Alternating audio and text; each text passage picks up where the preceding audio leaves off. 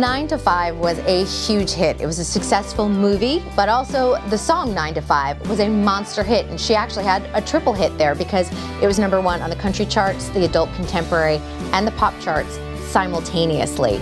And it also got her an Oscar nomination for Best Original Song. His life is one of glittering highs and shocking lows, of soaring success and betrayals that cut deeper than any heartbreak she ever sang about. To the world, she's the queen of country music, a beacon of warmth. This got her second Academy Award nomination for Best Original Song, but because the movie was about a transgender woman, Dolly received a lot of death threats because people were upset by the subject. Talent and generosity, but behind the sequins and rhinestones, Dolly faced battles that would have broken most people. These are the dark secrets and hidden struggles she never wanted the public to know. The mentor who sued her for millions. In 1967, a young 21-year-old Dolly Parton from the Smoky Mountains got her big break. 9 to 5 was a huge hit. It was a successful movie, but also the song 9 to 5 was a monster hit, and she actually had a triple hit there because it was #1 on the country charts, the adult contemporary, and the pop charts simultaneously. Porter Wagoner, a well-known country singer, invited her to join his weekly syndicated television show. For Dolly, it was life-changing, more money than she had ever seen, and national exposure that would launch her career. For 7 years, she performed as Porter's duet partner, recorded albums, and toured the country. So yes, it was 1967 that Porter Wagoner, an established country star, invited Dolly to perform with him, become a regular, on his hit TV show. It was a disaster from the start. Porter guided her every decision, producing her solo records, shaping her image, teaching her to handle crowds and the media. In his eyes, he was building Dolly into a star. By 1974, Dolly wanted more than being someone's duet partner. I love to work. I mean, when I was just a kid, this was always my dream, to travel all over the world and to write songs. That was my gift.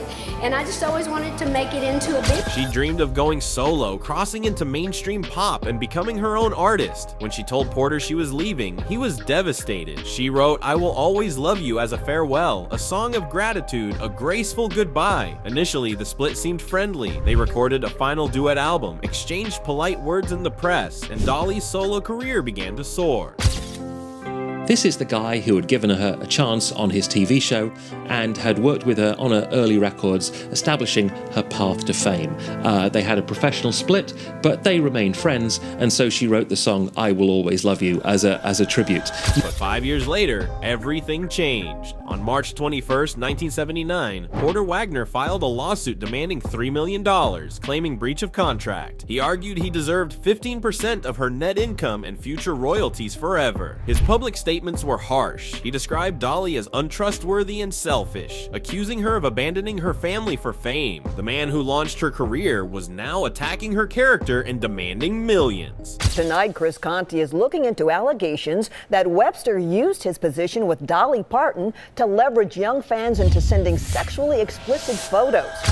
The lawsuit devastated Dolly. She didn't have $1 million, let alone $3 million. Her lawyers believed she could win, but a courtroom battle meant years of fighting, airing private matters, and hurting her family. In the end, Dolly settled for approximately $1 million, paid in installments over several years, and recorded one final duet album with Porter. Years later, they reconciled, performing together at the Grand Ole Opry in 2007. When Porter passed away, Dolly was at his bedside. The betrayal had changed her forever, teaching her the importance of protecting her business and contracts. Plagiarism trial that called her a thief. By 1980, Dolly was living her dream. Her first movie, 9 to 5, co-starring Jane Fonda and Lily Tomlin, was a box office smash. The theme song she wrote became a triple #1 hit across country, pop, and adult contemporary charts. She earned 2 Grammy Awards and an Academy Award nomination, and her fingernail percussion style instantly became iconic. But in 1985, Dolly faced accusations that shook her to the core. A husband and wife songwriting duo claimed 9 to 5 stole the melody from their 1976 song Money World. They alleged Dolly had received their album and copied it. The accusation of theft was humiliating. For someone whose career was built on songwriting talent, being branded a thief was devastating. The trial began in December 1985. Dolly took the stand with her guitar, performing to demonstrate originality. The problem was Dolly was replacing someone called Norma Jean, a singer who was very popular with the audience. She'd left the show. So Dolly would go out and sing to the audience, and she'd get booed and jeered. They didn't care that she was good, they just cared that she wasn't Norma Jean. Jane Fonda testified she never received any records, and musicologists confirmed the songs were not substantially similar. After 12 days of testimony, the jury took only 35 minutes to find in Dolly's favor. She had won, but the damage lingered. Even innocent, the accusation of plagiarism followed her, a shadow over her reputation she couldn't entirely shake. For years, Kurt Webster was one of Nashville's most powerful publicists, representing the biggest names in country music, including Dolly Parton. She trusted him completely, but in 2017, allegations surfaced that Webster had used Dolly's name to exploit fans sexually. Former clients and employees claimed Webster promised meet and greets with Dolly in exchange for sexual. The scandal exploded. Webster stepped down, but Dolly remained cautious, issuing a measured statement hoping the allegations were untrue. Years later, she was photographed backstage with Webster at the CMA Awards, smiling, sparking criticism from her own sister Stella. The episode revealed a painful truth. Dolly's loyalty sometimes came at the cost of public accountability, leaving a shadow over her otherwise immaculate reputation. Record label battles. Dolly's relationship with RCA Records in the 1970s was fraught. The label wanted to keep her in country music, limiting creative freedom. Dolly fought for control over her music and image, eventually gaining more autonomy. When her contract ended in 1986, she moved to Columbia Records, seeking a fresh start. But the music industry had shifted. Younger country artists dominated the charts, radio airplay declined, and Dolly had to reinvent herself, turning to bluegrass and critically acclaimed projects. Her reinvention proved resilient, but the rejection stung deeply.